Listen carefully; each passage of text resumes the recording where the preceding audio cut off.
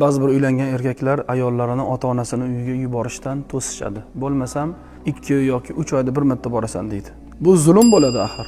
Siz uning ota-onangiz ota-ona bo'lgani kabi ayolingizni ham ota-onasi unga ota-ona, u ham yaxshi ko'radi, u ham sog'inadi.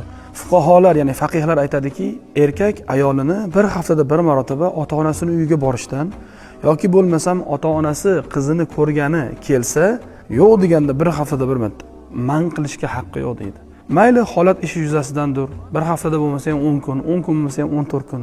Uzog'i 14 kunda bir marotaba bo'lsa ham ayollarimizni, ya'ni juft halolimizni ota-onasini ko'rgani, ularning oldiga borib, ular bilan diydorlashib kelgani biz ruxsat berishligimiz kerak axir.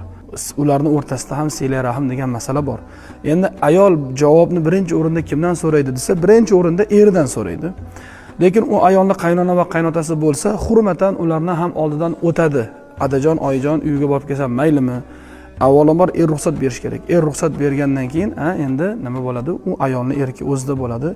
Uydagilarni borib bemalol ziyorat qilib ko'rib kelishliklari mumkin bo'ladi.